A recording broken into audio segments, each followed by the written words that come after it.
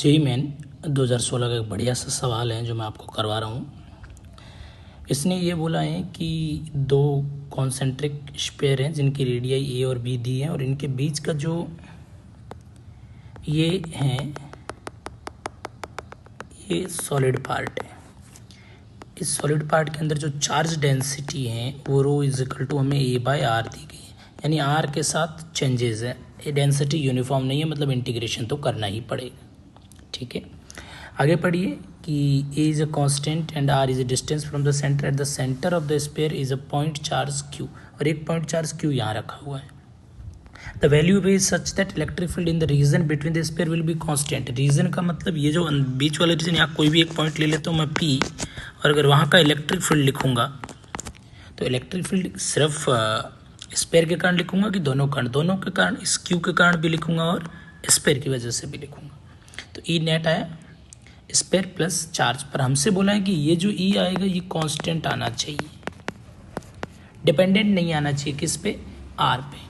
तो उसके लिए आप क्या करेंगे, आप जानते हैं कि इलेक्ट्रिक फील्ड निकालना तो हम गॉस का लॉ यूज करेंगे। गॉस लॉ क्या कहता है? E dot D is equal to Q in by epsilon naught. हमने यहाँ से एक क्वेश्चन सरफेस ली जो यहाँ से आर डिस्टेंस पर है, उसके किसी पॉइंट पी पर हमें फील्ड निकालना है। तो अगर मैं सिर्फ और सिर्फ अभी स्पेयर की बातें करूँ तो ई स्पेयर, इसका ये जो shell Lee 4πr² Q in, अंदर में कितना क्यू है वो हम निकाल देंगे इससे। मैं जानता हूँ कि Q is equal to rho into V, तो D Q is equal to rho into D V. एक छोटे से एलिमेंट पे चार्ज डी क्यू लिया हमने, कहाँ से कहाँ, इनसाइड में, तो ये वाला चार्ज आएगा सिर्फ, तो रो की वैल्यू रख ली into D V 4πr² D R. ये आप जानते हैं डी वी कैसे आता है। जब मैंने इसको सॉल्व किया तो क्यू आ गए मेरे पास, इनसाइड यहाँ रख लिया। तो ये मेरे पास इलेक्ट्रिक फील्ड आ गया किसके कारण? स्पेयर के कारण।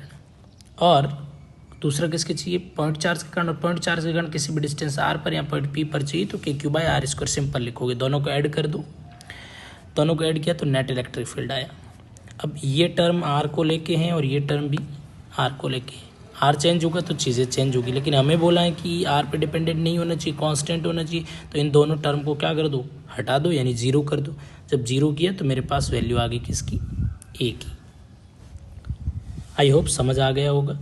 बाकी इस तरीके के सवालों को और भेजते रहिए आप टेलीग्राम ग्रुप पे।